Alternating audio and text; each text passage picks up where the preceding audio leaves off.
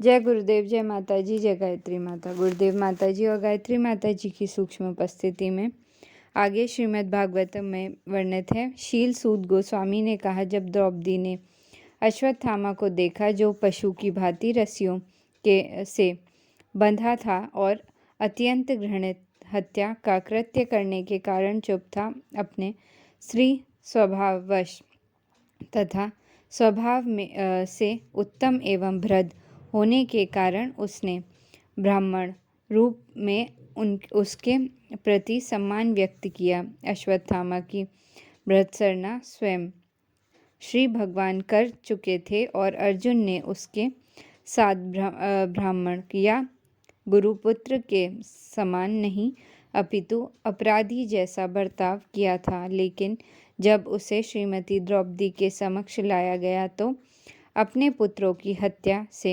यद्यपि वह संतप्त थी और हत्यारा उसके सक्षम था, किंतु वह ब्राह्मण या ब्राह्मण के पुत्र को सामान्य रूप से दिए जाने वाले सम्मान से उसे वंचित नहीं कर सकी। यह द्रौपदी के मृदुल नारी स्वभाव के कारण था। स्त्री जाति बालकों के समान होती है, अतः उसमें पुरुष की तरह विवेक शक्ति नहीं होती।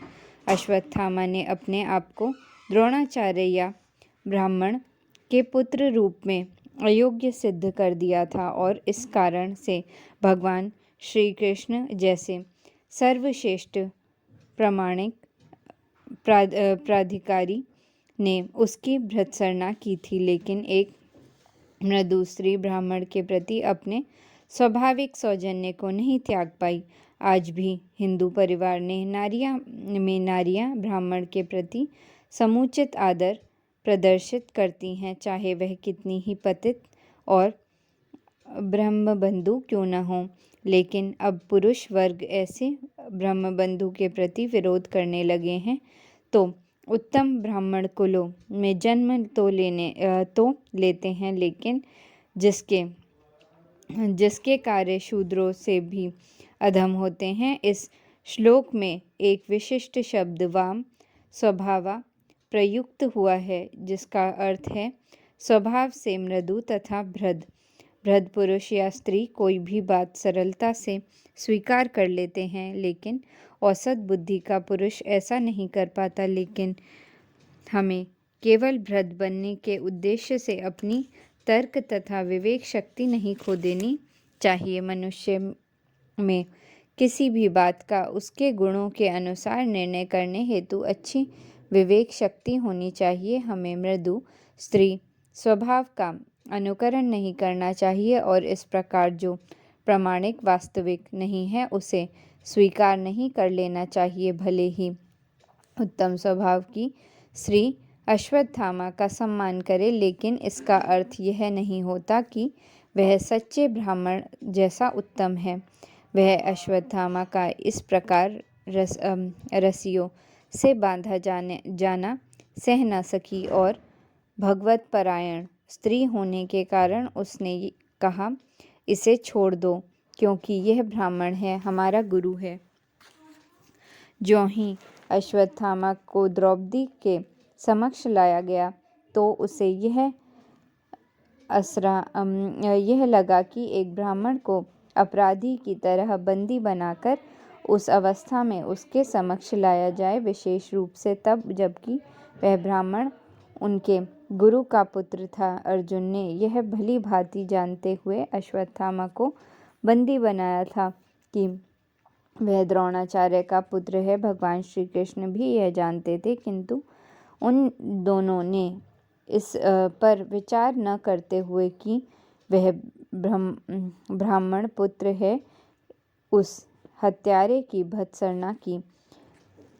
प्रामाणिक शास्त्रों के अनुसार यदि शिक्षक या गुरु अपने पद की प्रतिष्ठा को बनाए नहीं रख पाता तो वह गुरु बने रहने के अयोग्य है और उसका तिरस्कार किया जाना चाहिए। गुरु को आचार्य भी कहते हैं, अर्थात वह ऐसा व्यक्ति होता है जिसने समस्त शास्त्रों के सार का आत्मसात कर लिया है और अपने शिष्यों को भी उसका पालन करना सिखाता है।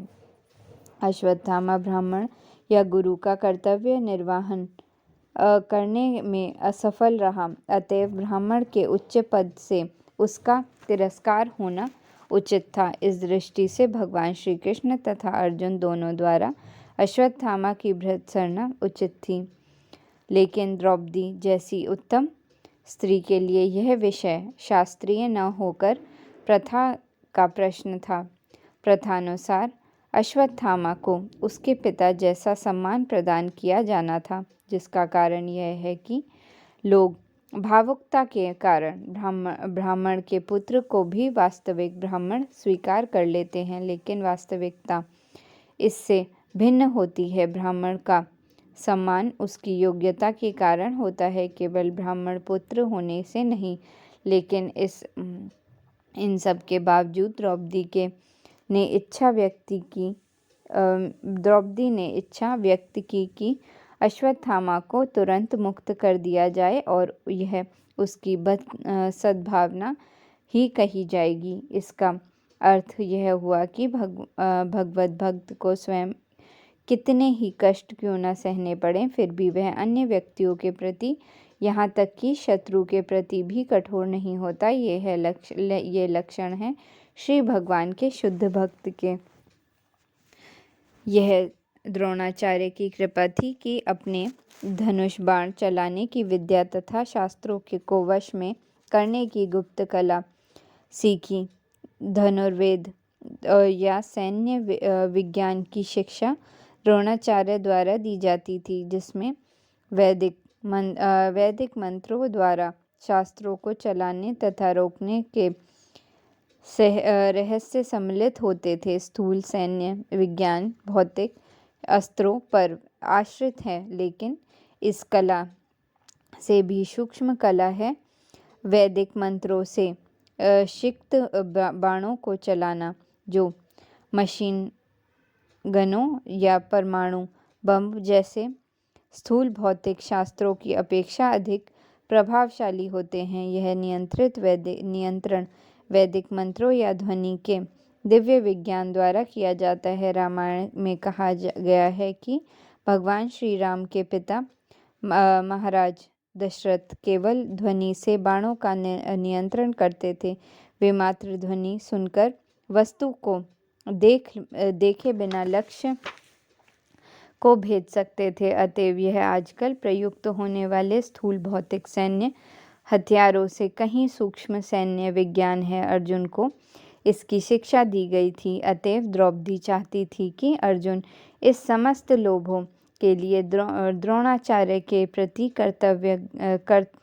कृतज्ञता प्रकट करें। द्रोणाचार्य की अनुपस्थिति में उनका पुत्र ही उनका प्रतिनिधि था। यह उस कुलीन नारी द्रौपदी का अभिमत था। यह कृत किया जा सकता है कि द्रोणाचार्य जैसे कट्टर ब्राह्मण को सैन्य विज्ञान का शिक्षक क्यों बनाया गया था। इसका उत्तर यह है कि ब्राह्मण को शिक्षक बनाना चाहिए, चाहे यह विद्या के किसी भी विभाग से संबंधित हो। विज्ञान ब्राह्मण को शिक्षक, धर्मोपदेशक तथा दान का पात्र बनाना चाहिए।